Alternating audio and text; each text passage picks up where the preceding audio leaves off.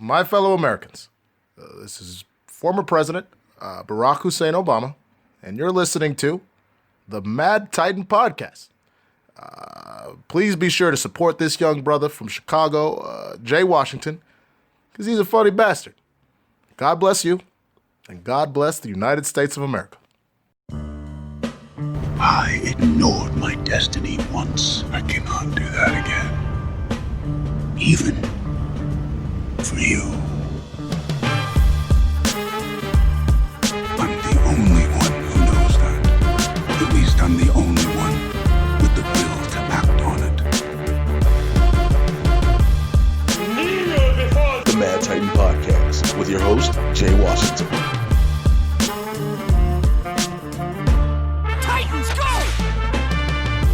What's happening, everybody? I'm back. It is episode 67 of the Mad Titan Podcast with me, your resident supervillain, Mr. Jay Washington. Thank you, everybody that's hitting me up for episodes after listening to episode 66. I appreciate the hell out of you all. Thank you, everybody who's recently joined the Patreon, the Supervillain Squad on there. I appreciate y'all. Thank you to Alberto Rios. We did his one-on-one with a supervillain, which if you're a member of the squad, you can check that shit out now. It was kind of dope.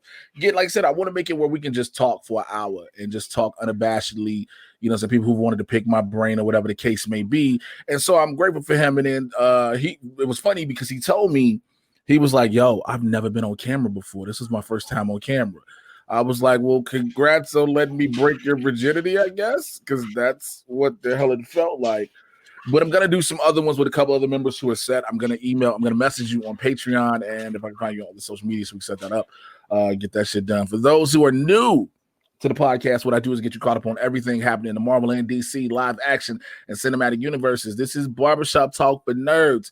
So what that means is if your ass going to be sensitive as shit, and if you're going to get in your fucking feelings, you already know this is the wrong place for you. If I'm going to say something, you're going to be like, how dare you say that? You shouldn't say anything like that. Then I'm going to make you feel real bad about your life, and you're going to need to regret a lot of decisions you made, okay? Are we there with that? Cool. Fine. So now you've heard the giggle on here. I got a guest this week, and I've been trying to get him on here. See, here's the thing. Let me tell you something. I like to break down deep introductions for my guest, all right? So this person I thought was a real friend. I've been seeing this friend out here doing some pretty dope shit, making some pretty, positive black man moves. And I haven't been involved in one, and he don't even bother to call and say, hey, what about Jay? And I was like, you know what? This is why I hate niggas. And so I felt I'd put him on blast, dead ass on the podcast, and I say nothing. We're recording where we can see each other, but you guys won't see the audio. You just see the video. You'll just see the audio. And so I was like, oh, okay. Martin doing this again. Oh, okay. Martin act like a nigga don't exist no more, but used to always just check it. I check in with the nigga just see how he do it. Martin don't, you know what? So I was like, hey, I'm gonna hit this nigga up. I'm gonna extend my gratefulness and show my friendship. I'm saying, hey, don't you want to be on the podcast with me? You know what I'm saying? Because like I could, I want to go ahead and put my friends on here and talk and have conversations with my friends. I want to do hood rat shit with my friends. And then I was like, I didn't think about it after I decided to do hood rat shit with my friends. I was like, should I consider Martin a friend after the way he has ostracized a nigga in the midst of his Black Lives Matter movement? He's a funny stand-up comedian. You've seen him on Last Comic Stand. He's done a lot of dope shit. He's a nerd to a level I didn't know because I've never watched a man in my life travel to collect action figures to Walmarts. When I say this nigga travels, this nigga will drive an hour and a half, 2 hours away just because in the hopes that it exists. And it might not even be there. They might be sold out, but on the internet, it told him there was one. And he goes to find the one. Like he's the only one who wants the one. But he's my homeboy. He's had my back through a lot of shit, and I'm grateful for him. Mr. Martin Morrow. What's going on, fam? Hey, it's good to be here, Jay. Thank you for that really heartwarming introduction. It's from the soul, goddammit. I know. You've had to ride in the car with me to Inglewood before to get a toy, which I think is probably the only person who's ever done a drive to Inglewood for a toy. Yeah, probably the only person who's qualified to do the drive to Inglewood for a toy. Yeah. I mean, you got a lot of white friends and black friends. However, I think I'm the only one that'll say, you know what, let's go look for this toy, which also is a wrestling action figure. So I think I fit in all the parameters with that instantly. Like, it makes me more qualified than anything else. What you been up to, man, recently? Besides being locked down like everybody else. Just trying to stay busy. Been I know. writing a ton. Yeah, yeah. You know, apparently. You never hit me up to ask to do any of the things. I would have. What else am I doing? I don't know. You're a busy guy. Okay. I am. This is true. This is very true. However, I have always told people, yo, and this is true. I say, just hit me up. Like, yo, everybody always like, yo, I think you way too busy for shit. Just hit me up. Like, I'm really not ripping and running because where the fuck am I running to? An hour at the gym and back home? Nigga, no. If I'm going to Chicago, you'll know I'll be gone for 86 hours. I'll be going to Dennis Rodman treatment. You know what I'm saying? That's how long I'm gone.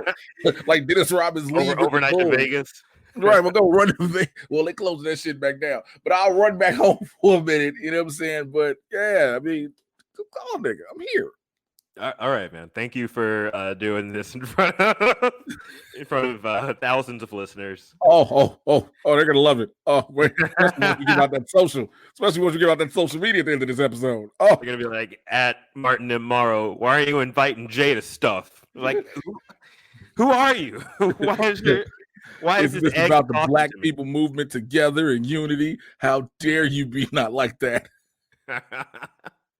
I wanted a Black Lives Matter. Be a black person tweeting you just like that. But I always kick off. So let's kick this off like I always do.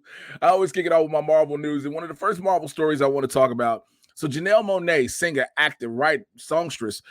Janelle Monae has said she's spoken to Ryan Coogler about a role in Black Panther 2. Okay. Now, she's thrown it out there that she wants to play Storm. Okay. This is what she told Empire Magazine. She says, quote, I've definitely thrown it out there. One of my dreams has always been to play Storm. I don't know if she comes in Black Panther, but it would be a dream to have her in it. I don't know where they are with that. A lot of women have played Storm, and they've done an exceptional job, and I would love to be in that line of artists and get to do Storm justice. Okay, first of all, I don't know how we're going to consider a lot of women have played Storm. Okay, I don't know if we're going just live action or voice, because live action, it's only been 2. Yeah. it's only been 2. Okay, she was making sure to cover her bases. She didn't want anybody shaded.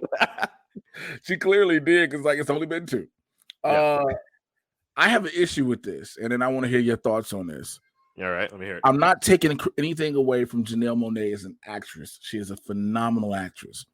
She has shocked the world what she has been able to do on screen. For people who just thought she was like, she's this new generation James Brown. I'm not going to even say she's the female James Brown. She's the new generation James Brown. Yeah. She's an incredible entertainer, an incredible performer, an incredible artist. I have nothing against what she does on screen. My issue is I do not want another lighter skinned Storm. I understand we've had this discussion about when it comes to certain colors and races playing various characters and gender bending. I just did a thing on race and gender bending on my Patreon, which I'll share the link with you later, bro. Right. I did things about that, and I'm open to situations. Storm, however, is the one character I want her to have the credit as a dark-skinned Black woman. There are numerous dark-skinned Black women, because my belief is if Janelle Monae don't get it, Janelle Monae, does she have the Oscar? I'm not sure. Did she get it? She doesn't. I don't think she does. She didn't get. No, she was nominated. She didn't get it. Best supporting, right? Get it. Right, but she's still up. So she's up there. And once you get nominated, even though you don't get it, you're up there, right? Yeah. So I'm not taking anything away from her and her name, because if it's not her, my other belief of who it might be is Yara Shahidi. And the reason being, if they decide to keep going in this younger realm to rebuild the characters, Yara's in a Disney family already. Yeah. Yara's has this name and only is going to go further. But I need it to be, for me personally, and I've heard a lot of other people say it, a dark-skinned Storm will do justice to the character even more. Now, I'm not saying there's not lighter-skinned Black people, bro, because we know that. We know a lot of peanut butter niggas. We know a lot of too many. Too many. But I just feel that a darker-skinned Storm does something more for that character just for who she is as an African, an African woman who is celebrated as a god because of her abilities. So what's your thoughts? Well, first off, let me ask you this. Who would you pick as an alternative actor for that? Yetedi Badaki from American Gods. Okay. My takeaway, I consider Janelle Monae, at least compared to the previous actors of Halle Berry and Alexandria Shipp, who I think both of them are biracial, correct? Yes. Yeah. So Janelle Monae at least has, I don't want to say the authenticity. All three women are. I know what you mean. I know what you mean, but for the people who are listening, I gotta clarify because I don't want that to get misconstrued and then somebody mad at me. But I think, considering the fact that like before it was rumored Beyonce might be Storm. I talked about that shit. I was like, can y'all stop? I was like, first of all, Beyonce's deal, if anything, is to probably do a song. She might have an appearance, but Beyonce ain't Storm. Yeah, she is not at all Storm. So for me personally, I'll take Janelle Monae. If the onus is between Janelle Monae, Yara Shahidi, and Beyonce, because they've cast, the only other 10 black women in Hollywood to play all the other roles on Black Panther. Of course, now there's a leaf blower. Don't worry about it. We can't hear it. Okay, good. But yeah, I think that Janelle Monae exemplifies that character better than the other solutions right now of names that are burgeoning as women who are also making it in Hollywood, like, because you're not going to put Viola Davis in that role. You're not going to put Octavia Spencer. She's not going to play Storm. I think I want someone who. First of all, I want to stop you real quick for the record. All right. I know, Okay. ladies and gentlemen, it probably glitched that y'all heard, and I know he was saying some of the names. I can't fix that because it was glitching a little bit, but nonetheless, I just want to say from my heart. Oh, that's a loud ass leaf blower. Now we heard that. I love this. This is what makes my podcast so authentic. This is what makes it so authentic. Octavia Spencer as Storm would be the most hilarious. It would be incredible. Fucking phenomenal. But go ahead. Nah, is he inside? What? Do you see this? I just saw him walk past you. You see? He is on the porch. Who does that? Clearly, you're a leaf blower. I've never. That is true. Well, that's the thing. I thought he was about to walk inside for a second. I got scared. I gotta clean your foyer of your house. But go ahead. Yeah. But no, I think that Janelle Monae best exemplifies that character. She's shown so much great range in acting. I'm looking forward to her role in Antebellum as well. So, and I think with between those performances and her music and what was the Hidden Figures and all the stuff like that she's been doing, that's why I think that she would be the best possible candidate for that role right now. I mean, when you break it down like that, and especially when you break it down to the choices, if those are the choices, yeah, absolutely. If it goes Yara Shahidi, Janelle Monae, and Beyonce, Janelle Monae is my top off jump. There's no doubt about that. Janelle Monae holds rank high and above, given, right? But I think that we should also, I don't think that it always has to be a known actress. Again, Alexandra Shipp wasn't as well known. Yeah.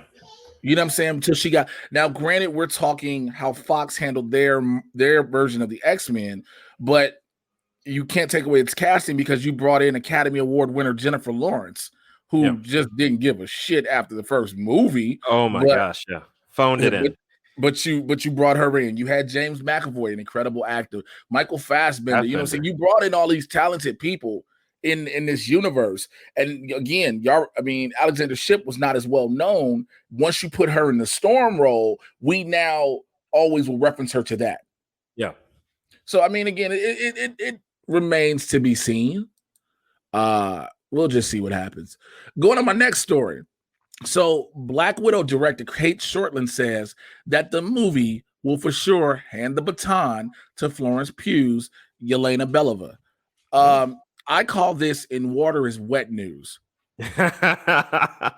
because I've said this for months. Once they said who Florence Pugh was playing, I was like, this movie it's to make her the new Black Widow. So it's an origin story for that Black Widow now. It's a prequel. You know what I'm saying? It's a prequel because where it's right after Civil War. It's right after Civil War, and it's to set that up. So like I don't have a problem with it. Plus, you're not gonna cast Florence Pugh in a movie just for one role real quick. Oh yeah. Which I guess for me though, it does bring up the question of where were these characters during the Infinity Gauntlet saga? Again, remember, we can't see what everybody was doing through the whole world, technically. Good point. True. You know, because everybody asked that question, like, so where was such and such? Like, yo, we want to see the world of people at one time. What you were saying? No, but I think that Florence Pugh has done such an incredible job in the roles that she's been given these past couple of years. Like we saw her, like the fact that I didn't even recognize her in Midsommar as the same person who played Paige in Fighting with My Family. First of all, in Midsommar, whatever it's called, she played a chick who finally got who finally just felt happy at the end. Like, I think, so, you know, remember that post that was on Facebook and Twitter was like, describe your favorite movie in the most boring way possible, or somebody was describing Midsommar. Clark was like, describe Midsommar to me, and I was like, a white chick goes on an acid trip and it goes wild. Like, that's literally what happens. Like, her family died. Her family died, all that good stuff. But she goes on an acid trip, and it's like, yo. It was the ultimate female revenge film. Like, for the dude gets put in a bear suit and then set on fire. First of all, let's clarify that though. Let's clarify. It's not a bear suit. He gets put in a bear. Bear, yeah, in a bear. out of bear. I'm watching you record this, and I see your roommate, and I really am in the back of my mind because I know she can't hear me. In the back of my mind, I'm expecting that thing we've been seeing on TikTok to happen where women have on just a towel and guys are doing shit and she just dropped the towel and she naked and you just go, whoop, gotta go. I feel like at this rate, because the way you keep looking, because again, they can't see your face is like, it's happening. It's happening. Finally, the TikTok experience of my lifetime. I know we all have wanted that. But yeah, again, I call that water is wet news because, of course, you didn't bring her in for nothing else but to make her the new Black Widow. And of course, people are like, well, Black Widow didn't get a funeral and blah, blah, blah, blah. And her family didn't get to mourn her. According to her, she didn't have family for a while. She didn't want anybody to know about her private life. You know, we barely found out about the Red Room and how they basically they neutered her. Yeah. Spade? What is it? Spade? What is it? Or I think neuter a dog, you spade of. They spade her. Female dog, yeah. But she can never have kids. So, which is crazy when you think about it. They want you to be the best spy you can be. And they know that means you got to start fucking a bunch of random dudes on top of fucking them raw. Like as a spy. And then slitting their throat in the middle of it.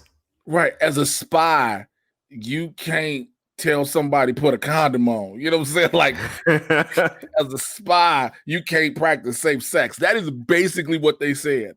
I mean, do you ever see James Bond with a condom? Let's be real. Again, I believe James Bond is running around here with babies, but the problem is half the women he get involved in get murdered anyway. Yeah, so it kind of like takes care of itself. It's like the most extreme form of abortion ever, like for James Bond. But with the women spies, like again, to find out your reproductive system was like, done, rap on all that. Like, just it's a free skeet session out there. You know what I'm saying, for terrorism, and that's just horrible. Did you just say a free skeet session for terrorism? Yes, it did. Yes, it did. I'm sorry to all of my lady listeners. I'm sorry. Y'all know I got a bunch of dope ass women who listen to this and who be like, yo, you are wild. And y'all know everything I say is in love, and sometimes shit just comes off the top of my head where I probably should have filtered it.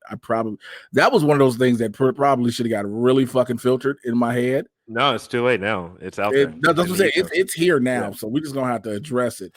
Ant-Man 3 is rumored to begin production next year in Atlanta. Now, they haven't given it a release date because, of course, everything is, still topsy-turvy. But if you don't know, writer Jeff Loveness from Rick and Morty is already penning the screenplay. And according to a new report, the movie is rumored to begin production in June of 2021 in Atlanta, which points to an early 2023 police release date. I don't know why I said police. This is what my mind has been the past several weeks. The police, okay?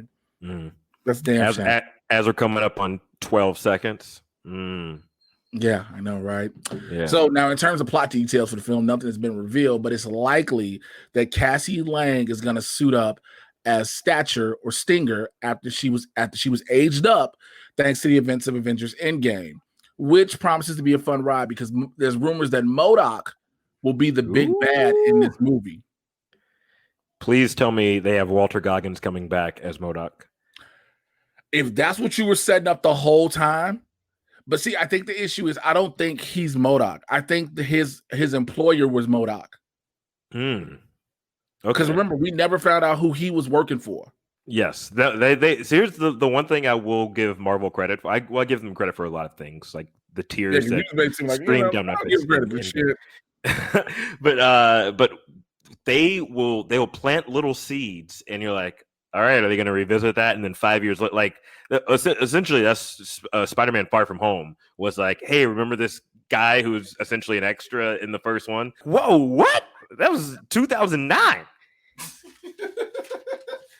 It did make you realize you're like, oh shit, they thought about everything. Yeah, like they really put in work. But I think that's the thing to these movies. But yeah, if Sonny Burch, I'm here for Walton Goggins with anything. Yeah. I am a Walton Goggins fan. Like, I want to meet Walton Goggins just so I can shake his hand because two of my favorite roles of his, which is weird to say, where he was some of the most racist sons of bitches in history. Him and Django and him and the Hateful Eight. Yeah, I was gonna say him and Vice Principals. Vice Principals is hilarious. Oh, him and Vice Principals is hilarious. And wasn't he also in was it Rosewood? Yeah, and he's in Predators as well. That's right. Yeah, he's in Predators. Yeah, as is Mahershala Academy Award winner. Mahershala Ali is in Predators. In the lowest scene in history, Danny Trejo has more, relevance screen time than Mahershala Ali. Future Blade was in the Predators, which is now owned by Marvel. Wait, the Predator franchise is owned by Marvel? Alien versus Predator is owned by Marvel. You're kidding. Not kidding at all. This is big. How am I finding this out? This is a see, here's the thing. That's a path that can be walked down years later. That's not a path you just want to jump into like bucket full of Predators and everything. Yeah, this is one you definitely take your time with, but I think once they do, it's going to be something cool. But I think they have to definitely explore they have to explore. I like how we were talking about Ant-Man and now we're somehow talking about Predators.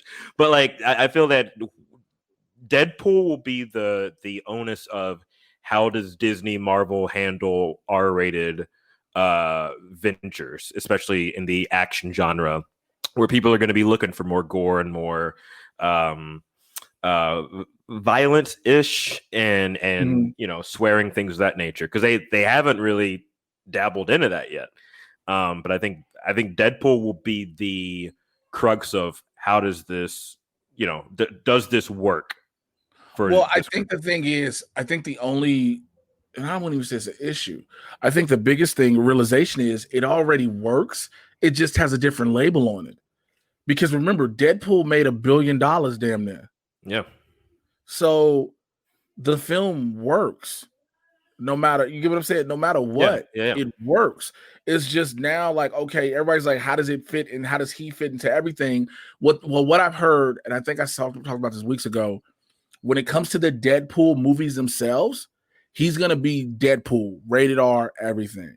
Yeah. When it comes to him being involved with Avengers and other parts of the movies, he'll be a PG toned down version. So I think that works. So that's about all the news I have for Marvel this. I will say I would love to see Deadpool and Ant-Man, just Paul Rudd and Ryan Reynolds. Just going back and forth? Yes. I don't think there's enough energy to contain what would be on the screen. You get what I'm saying? Yes. Because you got Paul Rudd throwing jabs and you got Ryan Reynolds. They just going back. But that's the perfect introduction for Deadpool into the MCU, because I feel that Ant-Man out of all of the MCU films is the only one that's really, not the only one, but the one that has broken the cycle the most. Like when they would have was it Louise kind of do that long, like the long drawn out, hey man, you remember da da da da da, and then just have Deadpool in the background. Wait, you're not gonna jump over that. Okay. Do that again. Hey man, remember when da da da da da, and then the lady says, oh man, don't steal that. That's what they do. That's what he does. Okay. At 26 minutes, cut this out and use this as a clip. Cut out, use as audio to promote episode. What's my man's name? Michael Pena? Pena. Wow. We just forgot that there's a tilde over the end. He's squiggly. Tilde? No? Okay. I'm from Alabama, bro. We don't acknowledge extra symbols and stuff. If we can't type it out, then we don't know, that's Pena. I want to know what was wrong with. First of all, you have a leaf blower first. Now I want to know what's wrong with your internet connection. All of a sudden, you get excited, and your internet connection is like, we can't handle all this dark energy. All right, so let's move on. Let's move on to my DC news, and the biggest DC news I think that broke this week. We have a new Batwoman officially. Javicia Leslie. Yes, she will now be taking on the role of Ryan Wilder in Batwoman on the CW. Now, if you don't remember, Ruby Rose quit because she didn't want to do it. Basically, she never wanted to do it. I don't know why people find that hard to believe.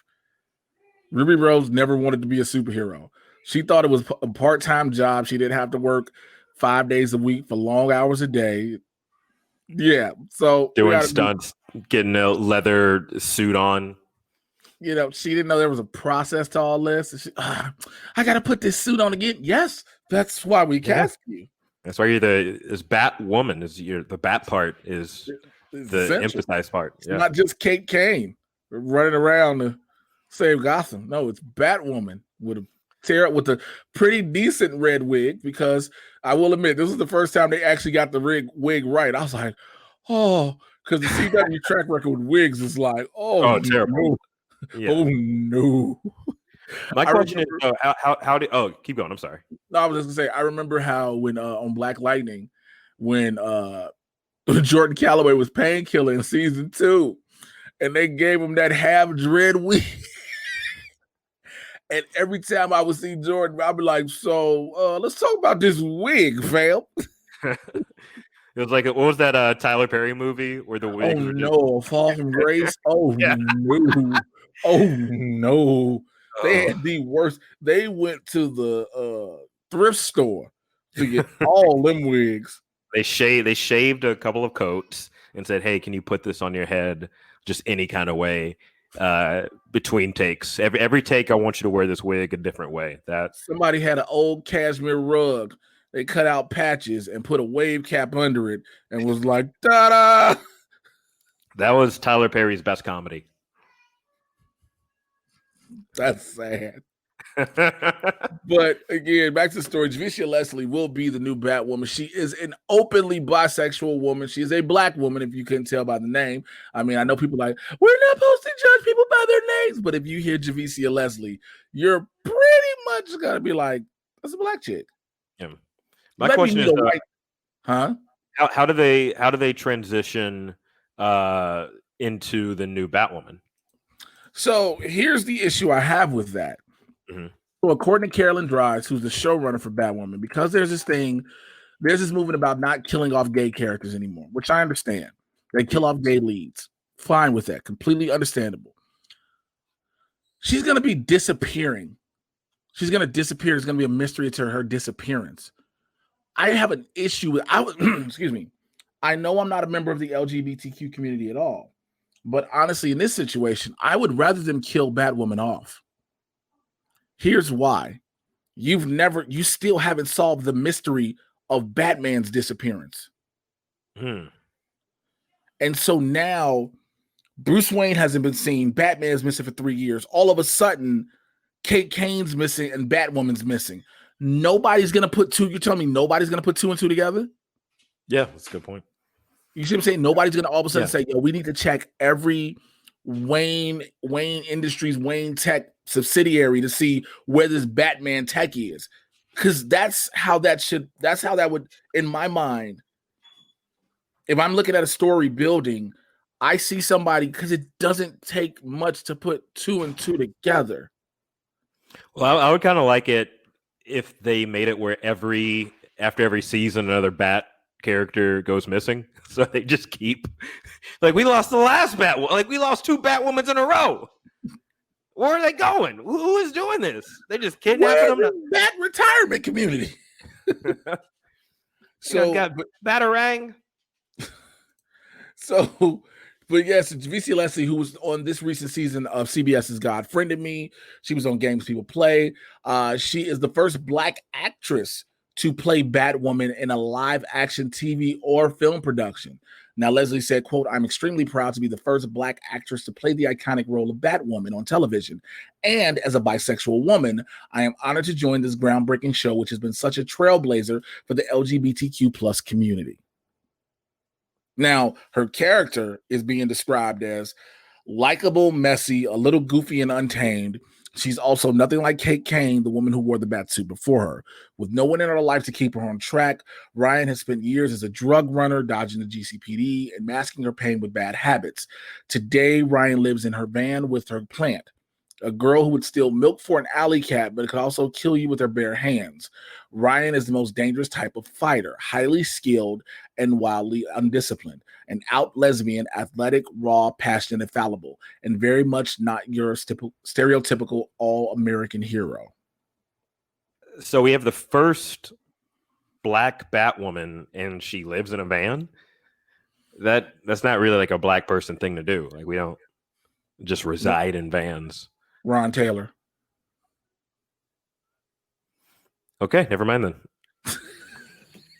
I mean, if it hadn't been for Ron Taylor, a comic we know from Detroit, who was living in his van and made it known, like I would get you completely. Yeah, I completely get you. Right. But I just, again, I'm wondering how we're gonna how does she find the bat suit and find the cave, and there's just so much. There's so much to answer that I understand will unfold throughout the season. But it's like, you're telling me, again, my biggest thing is I don't get the whole one disappeared, another disappeared. Now we're just going to be like, oh, that is Batwoman, except for some reason her jawline is darker now. I want her to just find it in a trash can. Like, oh, what's... You already established, oh, she does drugs. She used to sell drugs. She lives in a van. Oh, maybe she digs the garbage too. He's like, oh, look at this Batwoman costume. I should try it on. Oh, it fits perfectly. All right, let me go beat up some police officers. It's the exact size I wear. Like, oh no, it's not too tight to get in. It's not too loose on me. It's a perfect fit. I mean, I'm happy. I think the best part throughout this casting announcement for me has been the racists who have gotten mad because now Batwoman is a Black. Well, not even just not just the racist, the idiots in the Black community who were like, oh, so they're further pushing the gay agenda, and you're like, first of all, you're stupid. Secondly, what agenda? Thirdly, Batwoman has always been gay, openly gay. Like Batwoman herself as the character on the show is like, yeah, I'm a lesbian. Like, what are you talking about? Yeah, it's like, dude, it's played by Ruby Rose. That's every role she's ever played has been like, just always, right? You know what I'm talking. I remember her from, what was it, Orange is the New Black, and I was like, okay, this is who you will be for the rest of your career. You are the lesbian of lesbians, which is good, because she's great. She's just, but she's because Ruby Rose is an out lesbian, a superstar lesbian in a sense, as an actor. That's why she had the role. But of course, she wasn't going to play the role as a straight woman. She's going to play it as who she is. And so I was like, I just saw my buddy show me that, and I was like, yo, y'all are stupid. Like, y'all are dumb. But the character's been gay. There's no agenda. First of all, there's no such thing as the gay agenda. Where is that planner sold at for people? Like, what Spencer's do you get that from? What Hot Topic is selling the gay agenda, you know what I'm saying, daily planner? I want to know what black dude is very upset about the new black Batwoman being gay, but also watches Batwoman like that. I think he already has some stuff he was dealing with. That internal stuff he needs to address, evidently. It's not fair. So that's second story. This just broke early today before I decided to start recording this. Matt Reeves is creating a Gotham PD series. Didn't they do that already? Allow me. Okay. So Matt Reeves, because I want to address that. Matt Reeves, along with Terrence Winter, who's the creator of Boardwalk Empire, and Dylan Clark, who is the producer, on the Batman, along with Warner Brothers Television, they're bringing a Gotham PD series. Now, it's going to build upon the anatomy of the Batman movie that Reeves is doing, and it's going to focus on the corruption in Gotham City, and it will establish the world within the movie and move further, explore the myriad of the compelling and complex characters of Gotham. Now, when it comes to that, when you said, didn't we already do that? That's what Gotham was supposed to have been. The problem is no one cared about Ben McKenzie's Jim Gordon. Yeah, I only cared when he was smashing his coworkers' cheeks, and then they all got in trouble because he got her pregnant while she was married. That was him, right? That was in the show or for real? For real. Oh, they did get. Wait, she was married? I believe so. I feel like they're married to now. I know they're together now, but wait. Yeah, she was married when they first started hooking up. I'm pretty. Yeah. Let me say this for the record. I had to drink my kombucha. Kombucha, get your guts right. Let me just say this. Is that your kombucha, get your guts right? Yeah. Say that again because you broke up. Is that how you? No, I was gonna say, is that how you promote kombucha? That's what you say. Mm-hmm. So, yeah, that's how I do it. But nonetheless, I knew that they had started sleeping together. I knew that. But this ain't the first time that's happened on various shows. Like Supergirl, Melissa Benoist was married at first before she started sleeping with Chris Wood, who was playing Monel. And then they made the storyline where they were together for real. And she left her husband for dude. Which basically asks this question then. If you're married to an actress and you find out she got to have a long-standing love interest in a show, what do you do? Yeah, history has shown that your shit may end. You know what I'm saying? I'm gonna be on set. I'm gonna be on set every day. I'll be on set every single day. You wouldn't have a regular job anymore, is what you're saying. Mm-mm. Yep, I'm there. I'm like, hey, baby, I'm here to support you. Just making sure your coworkers are, all good. Making sure that they're not, they got their hands where they need to be. But here's the thing: you can see that when the camera's rolling. But what about when they sit in trailers running lines and you're not allowed the other person's trailer? I'm going in. You got to protect yours. You know what I mean? It would be on. She was married to Austin Chick, who did. I see why she left him. He was he made the XXXY films. So What is that? The one with Mark Ruffalo and Maya Stang is like a romantic comedy from Well, it's 2002. But even the same thing can be said as a woman. Like, you married to a dude and your husband got all these sexy, flexy ass scenes with these women. Like, Morris Chestnut's wife is the biggest trooper in history. Granted, we've never seen Morris Chestnut had to have actual sex scene. He's just had to be hugged and kissed up on people. Do you think that's like just an exclusive contract he has? I wouldn't be surprised. I honestly wouldn't be surprised if that's what he had as a contract, because that would explain how, you can do those things and you show respect to your mate. But you got other people, again, you playing you playing somebody's girlfriend. You're like, all right, it's cool. I got a job. I'm on a network TV show. That's the dude from the OC. Nobody ever thought they would fuck the dude from the OC. And then all of a sudden, you find out you really fucking dude from the OC. And now you got the dude from the OC seed up in you. Now you giving birth to OC Jr. And now your ex-husband is sitting there like, I can't even watch no Batman shows ever because my ex-wife just fucked it up for me. Because anytime I want to see Jim Gordon, I have trauma. You know what I'm saying? Like, all of a sudden, Jim Gordon, me fuck my wife. Like, you just... That is a heart-wrenching version of.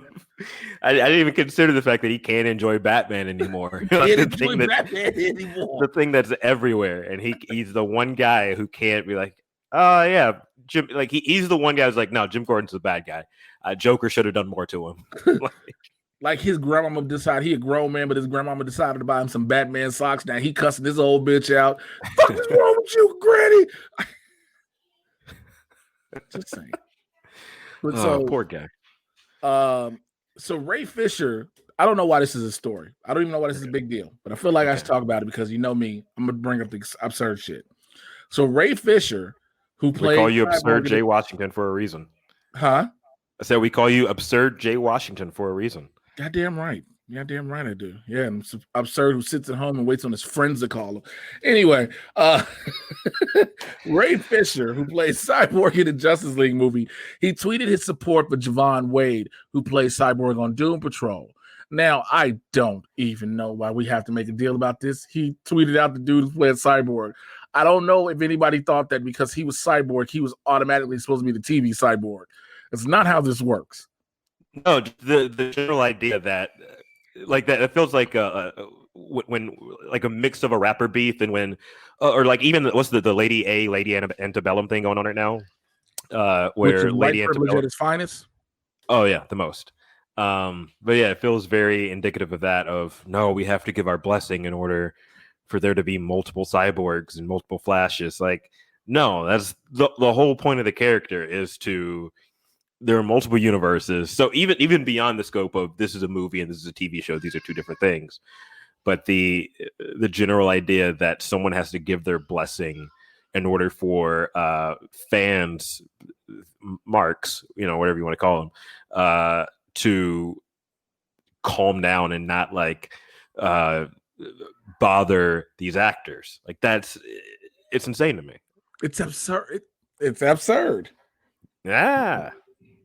It's just, I don't get why it should be a thing. And of course, like Ray Fisher said, he recently tweeted out that he could say more about quote unquote Joss Whedon's unprofessional behavior, but he's afraid of being sued into oblivion.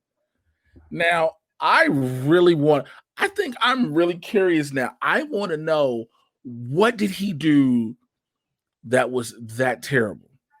I need to know. And I'm not saying I don't believe Ray.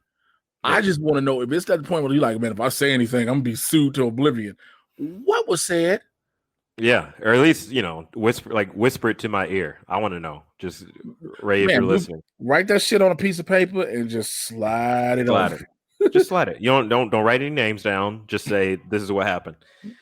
Because it didn't really seem like any. I don't want to say anything bad. It just seemed like, oh, this is a guy who's worked in the industry since in the 90s, and I feel like all of them are like that.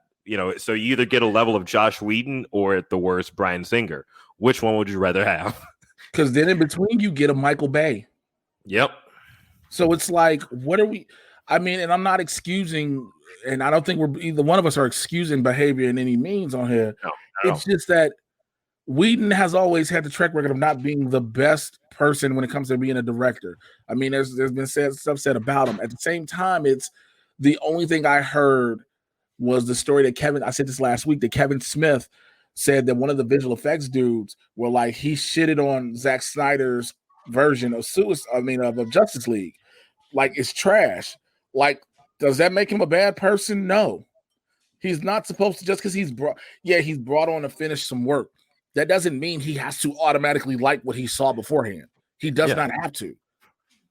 And I mean, a big part of them bringing him on, of all people, was to, make those changes and make those the additions that they thought were necessary for him.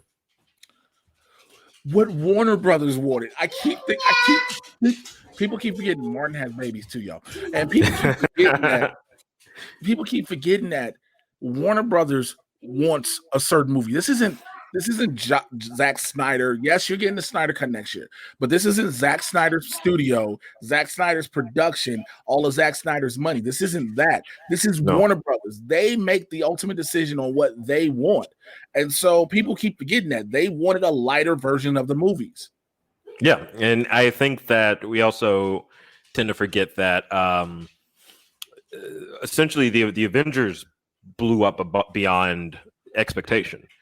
And so DC was playing mad catch up because they never laid the foundation of establishing characters that were consistent. Like once Ben Affleck took the role, he was the sixth Batman or whatever. But that was separate from the Christopher Nolan Batmans, which you just saw a few years prior.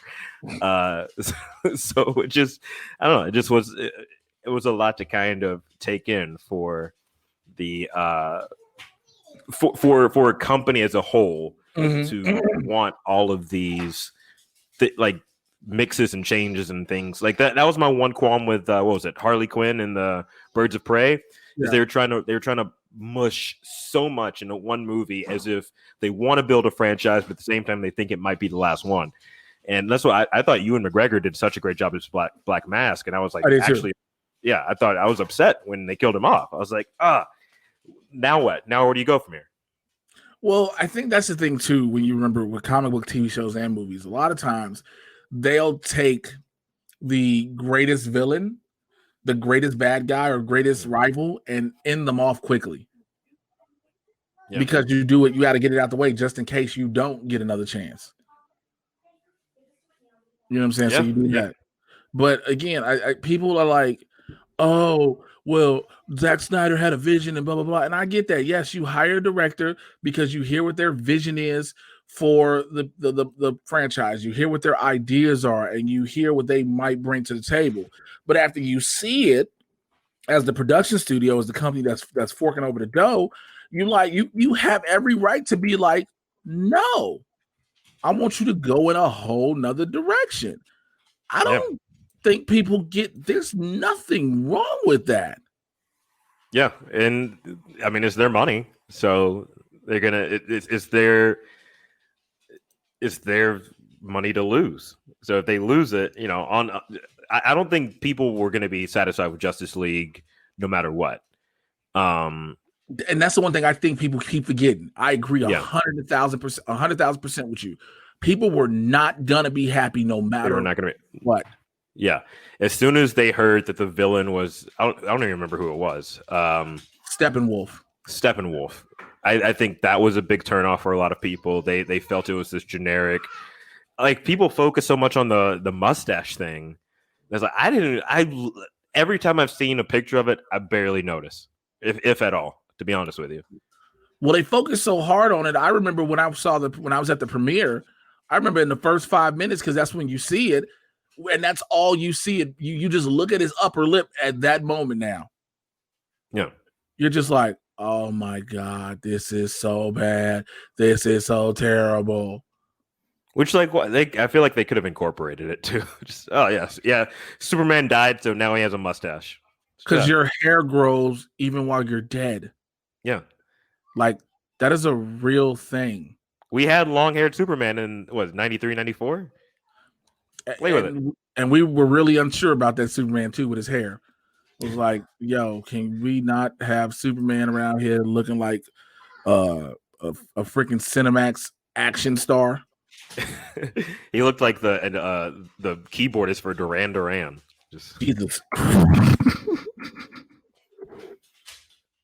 Jesus Christ. He had just all these muscles and this long mullet hair.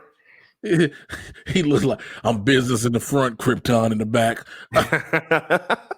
That's a t-shirt right there. Business in the front. If any of you bastards make that off this fucking you credit us. I want my money. Oh, I want my reparations off. I mean restitution. Yes. Still kind of want reparations as well. I want my reparations too, but yeah. So here's the story I want to say for last, because I said this was going to start happening. I've consistently said, once they said they were going to release the Snyder Cut, this was going to be a thing, and it is becoming a thing. Now, after the after the passing of director Joel Schumacher, who made Batman Forever, remember Bat Nipples? Well, no, that was Batman and Robin.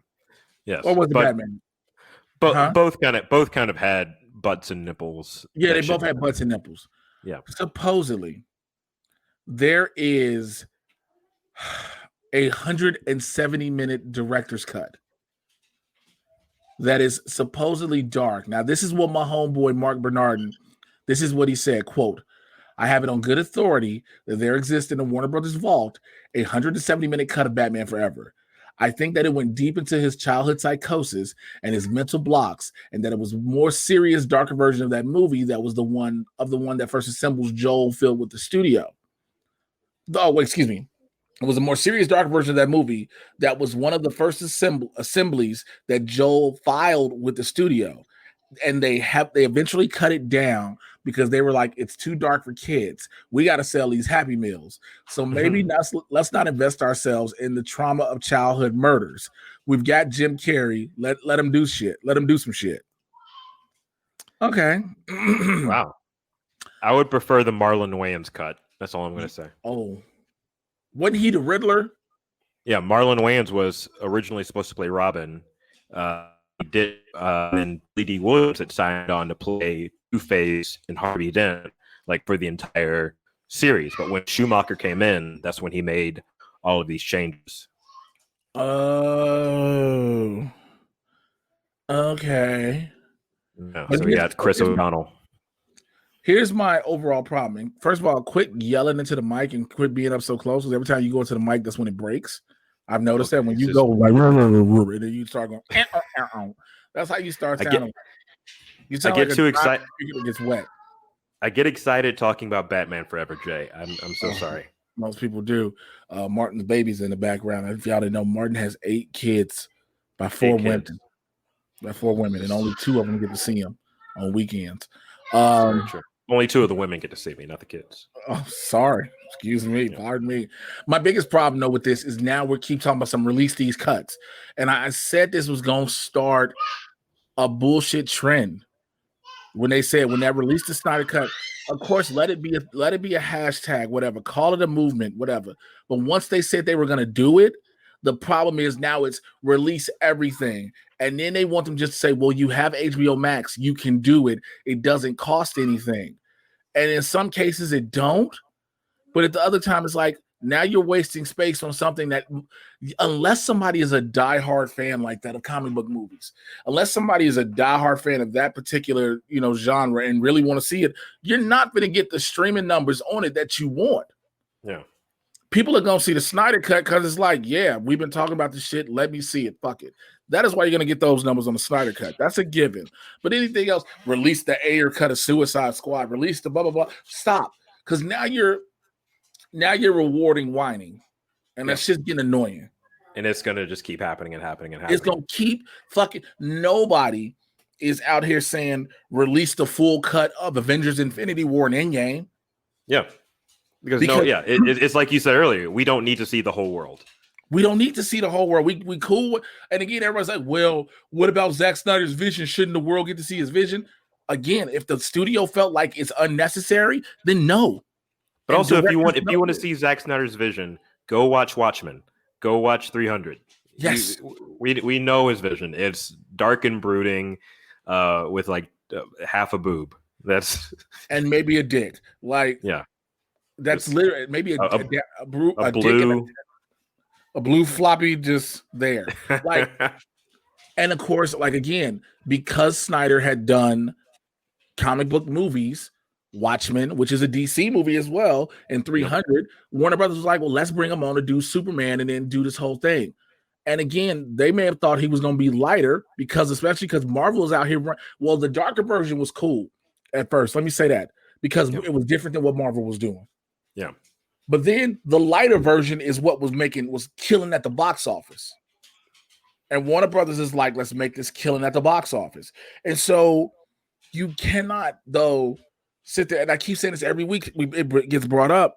People got to let go of the fact and quit thinking that once the director makes a movie, the final cut of it is theirs to be seen because they don't own the movie. Yeah. It's the studio. And again, yeah, there may be a 170-minute cut of Batman Forever. The average person does not want to watch it. I don't even want to watch the original cut of Batman Forever. Thank you very fucking much. I don't even want to watch the original cut if I have to. So there's nobody out here telling people, yo, dog, you really got to fucking watch Batman Forever. Nobody doing that. Yeah. Nobody doing that. Not in our Lord's year of 2020. There's and too much like, going. Oh, what about the scene? What about the scene with Val Kilmer and a giant bat? If that is the only thing that is trying to make you justify seeing a 170-minute cut of a movie, then you've lost. Yeah. Because there's pictures. You can see the pictures. Yeah, there's no hope for you if you're like, oh, but it's a vision. I don't need dream sequences. We've seen Bruce Wayne's parents die. I'm okay. I'm okay on watching that. I don't fucking get it, bro. It's annoying to me. Let me see what else I got on deck. Stargirl, my episode 8 review is up on my channel. Also, it has been renewed for season 2.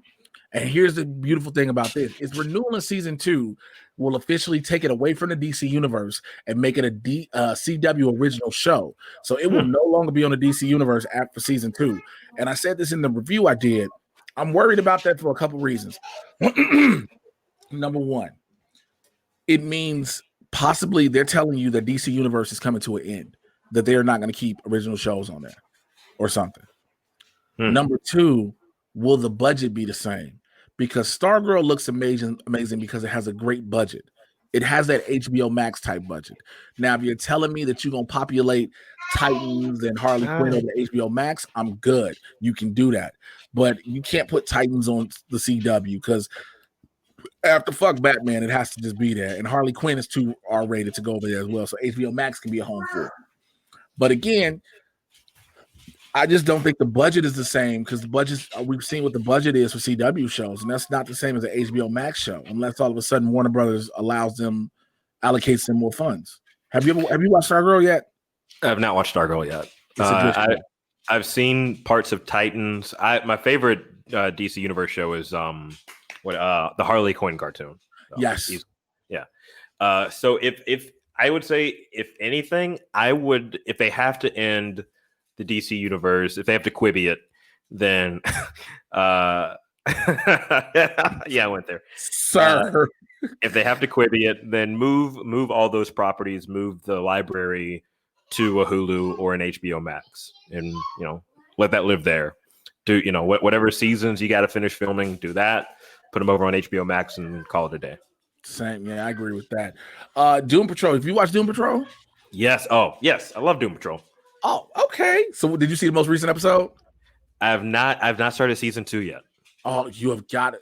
Let me just tell you a reason why you need to start season 2. Okay. Sex Ghost. There's a reason why you need to start season 2. Okay. Sex Ghost. All right. That's all you're not going to tell me any more than that. Sex Ghost. The live review myself and Winston A. Marshall did for season 2, episode 5 is up on my YouTube channel, youtube.com/JAY Washington 80. The live review is there, and we will be reviewing, of course, the rest of the season 6, 7, 8, and 9 because they have an abridged season for HBO Max. So we'll have all those reviews dropping soon also. That's all the news I got for now. Now I'm going to go to, excuse me, I have to take an allergy pill. That's what it is. I know what's wrong with me.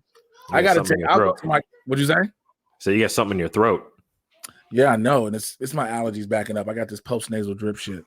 I'm going to go to my emails that I have for the Mad Titan Podcast email, which you can check out. You can hit me up, madtitanpodcast@gmail.com, madtitanpodcast@gmail.com.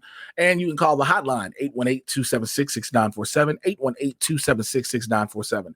I would love to hear from some of y'all. I know some of y'all want to call or you want to email me. Look, if you want to email me also and you don't want your email read, you can email me personally because I know a lot of y'all be like, yo, I want to tell them some things. Like I had somebody tell me something in my DMs yesterday that made my entire motherfucking day. And it was about how I encourage they pussy eating skills. And yes, It was a woman and I was excited.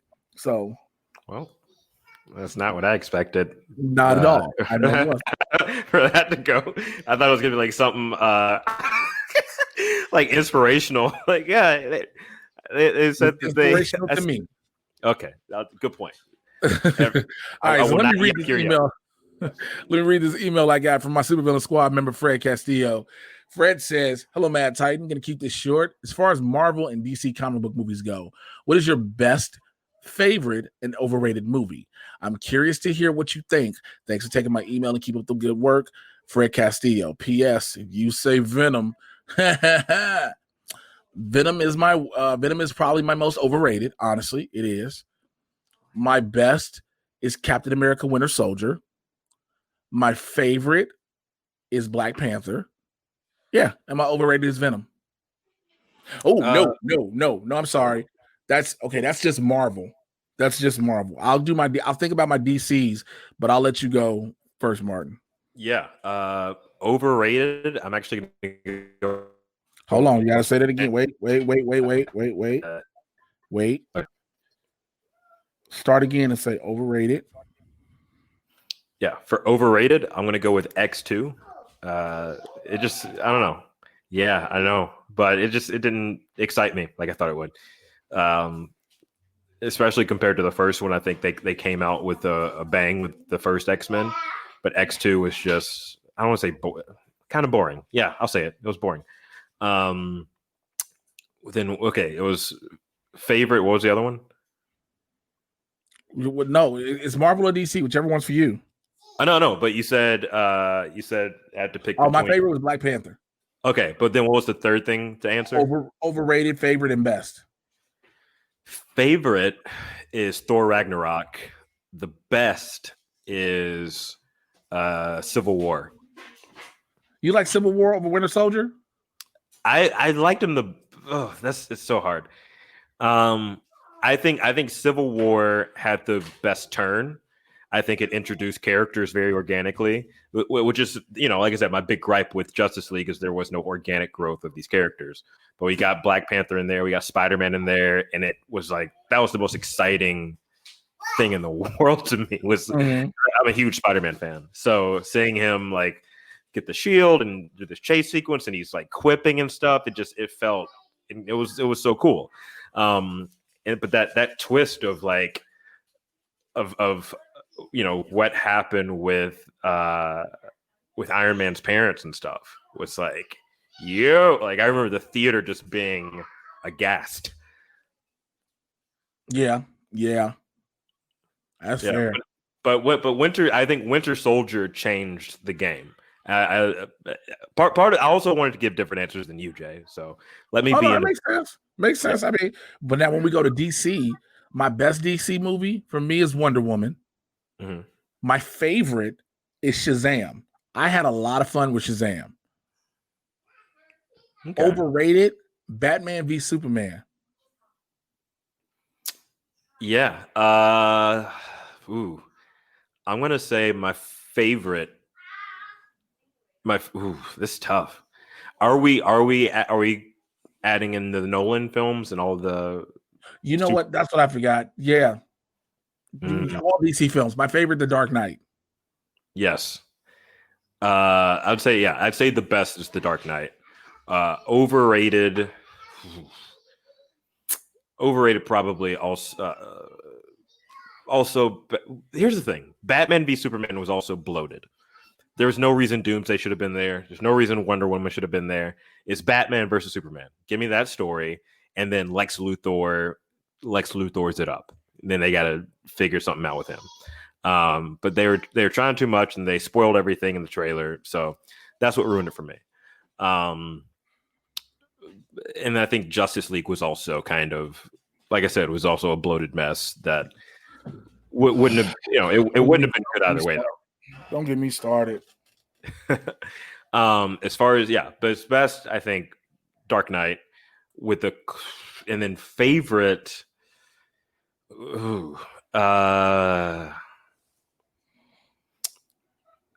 89 Batman. Okay. Yeah. Okay. That's fair. That's a fair one.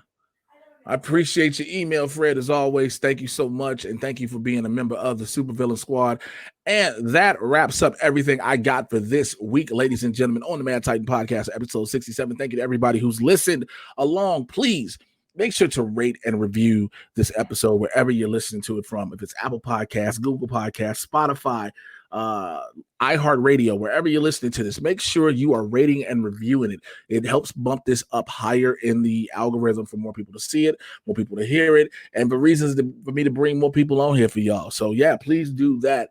I appreciate you all. You can get your Mad Titan t-shirts. If you want to, a lot of people ask about the t-shirts. tpublic.com/user/Mr. J Washington. tpublic.com/user/Mr. J Washington. Martin, thank you for being here, because you don't call me for shit. I felt like I should. Oh my God. And, I call first off, I call this man, I wouldn't say all the time, but when things were open, me and Jay have been at strip clubs together. This is true. No. I'm not denying anything in the past. I'm not denying anything. I'm not saying none of those things happened, sir. I'm talking about during the quarantine, when people have started slowly having the 2 to 5 people together, maybe 10. We all know we're safe, social distancing, mask, whatever. And then it's black men uniting for a cause. And as a big black man who has been a big black voice for all of these things, raising funds, doing things, and you niggas keep. I don't know. This is all falling on me. I'm not the leader of anything. You know that. I'm a follower. You're the nigga here. Okay. So you take these. But no, seriously, bro, I appreciate you being here doing this episode with me. Please tell the people how they can reach you and how they can find you. Yeah, follow me on Instagram, Twitter, TikTok at Martin M. Morrow. Feel free to subscribe to my YouTube channel as well. Just look up Martin Morrow. I do stand up and sketch and all that jazz. And Morrow spelled like tomorrow. And donate money to things and arrest the cops that killed Breonna Taylor. I know that's right. Make sure you include that every single time. Y'all already know the drill with me. Follow me on Twitter and Instagram at Mr. J Washington. That's MRJAY. Your ass should know how to spell Washington already. Check out my YouTube channel, like I told you earlier, youtube.com/JAY Washington 80. The Doom Patrol reviews, Stargirl reviews, all that good shit and more is up there. Check that out. And make sure you are checking out my Patreon, my Supervillain Squad, patreon.com/Mr. J Washington. For the normal joining of the $5 tier, you are producer of the Mad Titan Podcast. And yes, you can put that on your resume. You're a producer. You can call me and have them use me as a credit. So you're a producer of the show, and I appreciate you. And don't forget about my $25 up tier. This 101 was a Supervillain. What that is, again, every month you get a 1 hour unabridged, unfiltered, restricted conversation where we talk about any and everything you want. It ain't got to be comic book shit. So if you want to ask my thoughts on certain people, certain things, let's do it. I'm going to do another tier as well, inspired by my boy Winston A. Marshall. It's going to be my writer's room tier. I'm bringing back my show I used to do, Educated Insanity, where I take 3 news stories that are hilariously stupid and talk about them. And I'm going to have writers help to develop the stories and write out the stories as well. I'm working on that so I can make sure I get ready to record the episodes and have everything together for that also. But I want to make sure I say thank you to all of the members of the squad, all the members of my Patreon, my newest member, Luis A. Torres. Thank you so much. And thank you for joining at the 101 with a Supervillain tier. I will make sure we get your 101 set up. And to my existing members, Adam Collins, Alberto Rios, thank you for your joining at the Supervillain 101 with the Supervillain tier. And I had so much fun with your video. All the members of the squad can check that out. Next week, everybody will be able to watch those. Other members, Adelia Chamberlain, Ashley King, AZ Badfish, Brian Kemet, Brandy Parker, Brock Severson. I've been saying Stevenson. It's Severson. My apologies. California Joe, Cheryl Horman, Christopher Conley, Constance Machalove, Dan Bimke, David Adams, David Gaines, Deontay Clemens, Dizzles, DJ Snacks, Edward Wilshire, Fanboy Cantina, Fillmore Pockets, Fred Castillo, Greg Morrissey, Hank Staley, Hillary Nellums, Jake Icabetta, James Smart, Jared Simpson, Jason Inman, Jeffrey Chadorn, Jim Mason, Jim Payne. Thank you for jumping up to the 101 with the Supervillain tier. We're going to set you up as well. Joe Crack, John Mariano, John Lestrina, Kirsty Oliveria, Kyle Grandinetti, LK, Marcus Kennedy, Marcus Burton, Mike Moore, Mikey Lito, Paisley Darts, Randy Constance, Rudy Waweda, Raul Alejandro Mendoza, Samaritan's 5. We already talked. You can send me an email back. We're going to set yours up whenever you're ready. Steve Tozen, the Prince That Wasn't Promised, and Travis Earl. Thank you all for being members of my Patreon and members of the Supervillain Squad. I appreciate y'all. If you wonder what all the money goes to, well, when I say it supports, it helps me out. It keeps things like this. If I can pay for the hosting, the equipment, I'm not working. So being able to help pay the bills, to do stuff, to have a place to stay, to record, all the good shit. Because I probably won't be working no time this year. So just so you know. But thank you, everybody, for that all as well. Make sure every Tuesday you are checking out Blurs in the Hood live with myself and Winston A. Marshall, 2 p.m. Pacific, 5 p.m. on the East Coast. YouTube.com/Blurs in the Hood, YouTube.com/Blurs in the Hood, and Twitch.tv/Blurs in the Hood. That's BLERDS, the letter NTHEHOOD. Mondays I'm on Game Time with John Roca and Winston A. Marshall. What else is going on? You're hearing this on Friday the 10th. On the 11th, I'm doing a comedy show via Zoom. DM me for more info on that. And I'm doing another comedy show with my homie Nick Alexander next Friday on the 17th. It's a Zoom show. So Zoom shows have been a thing now because stand-up is not happening in clubs. And so I've been doing a couple of those. And so just DM me and I will get you the Zoom link for those. All right? I will holler at you guys next week. Till then, take care. I'm out of here. Bye.